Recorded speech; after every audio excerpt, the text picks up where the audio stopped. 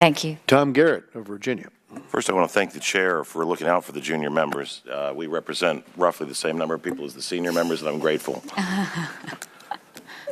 I'm going to ask a series of questions that are really simple and seeking a relatively short answer. Do you think that conspiracy theories about things like Russian meddling in the outcome of our election that are propagated by some members of this body as well as the media, the basis of which a CNN exec recently called BS but ran the stories anyway, might contribute to diminished opinions in the United States around the world? No one at the United Nations is talking about this issue at all. But the questioning, ma'am, with all due respect, yes, it was does about not help the situation. And do you think that rhetoric that says that because we have disagreements over things like health care policy, the president and the Republicans want to kill children and old people might contribute to diminished feelings about the United States across the world? That is far from the truth. But do you think that rhetoric might contribute to a diminished opinion of the nation? Of course. Okay. And are you familiar with the quote by Vandenberg that said, "Politics stop at the water's edge"? Yes. Has that been your experience since you've served in your current capacity? You know, I think my job is to sit there and ignore what's happening in D.C. because I've found the rhetoric has just been over the top. Isn't it? And so I'm not going to ask the follow-up question because I respect where you're coming from and appreciate the job you do. And the fact that you've done it in a manner such that you personally, at least, have received bipartisan praise for in this meeting. But I think we reap what we sow as it relates to how people view us, and that the reckless hurling of invective not undergirded by facts obviously would perpetuate those who don't like us not liking us. Now, moving on to something more pressing. The UN Security Council Resolution 2231 essentially endorsed the JCPOA, which I've repeatedly and for the press gone on record as calling the JCPOS. I will tell you that 2231 repealed what was UN Security Council Resolution 1929. You're probably familiar with this.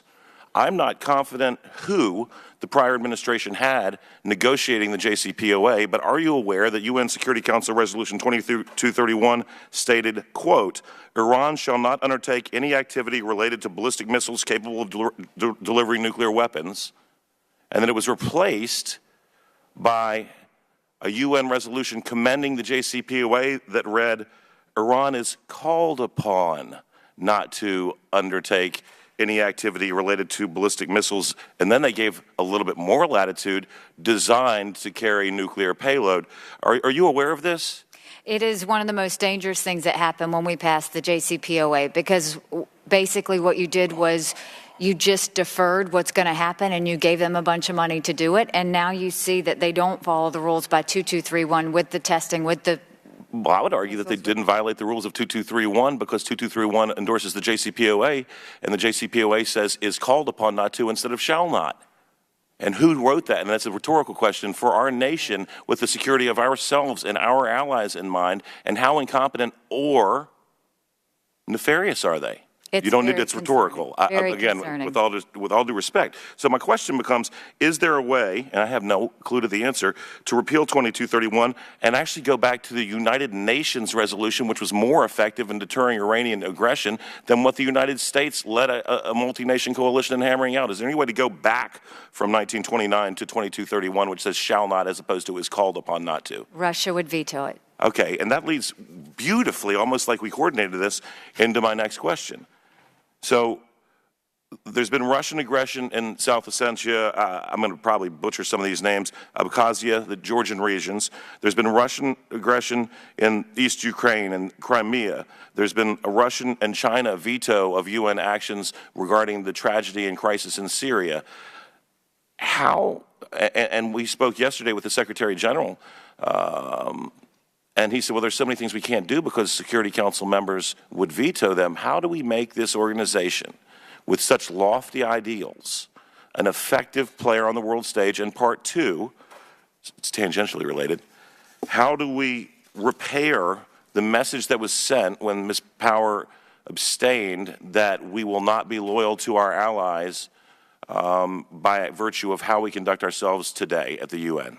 Thank you. So my number one goal is to make the Security Council action, make it mean something. I think that the fact that we're not seeing a lot of resolutions against Israel shows that that part is working. I think that Russia does stop a lot of things, and lately Russia stops anything the U.S. is for. That is a long line of reasoning. China can do the same thing. I do think we've made huge strides in terms of peacekeeping reforms and what we're going to do on management reforms, and the fact that we just saved $500 million on the peacekeeping budget was a huge win, and so we're going to continue to do that. But the one thing I will tell you is we are going to continue to talk about 2334 as something that the U.S. does not support, does not endorse, and if given the opportunity, that will never happen again. Thank you. Norma Torres of California. Thank you, Mr. Chairman, and welcome, Ambassador Haley. I know the time has been long, and I apologize that we have not given you a short break. No worries. Regarding Syria, I agree with you. We could never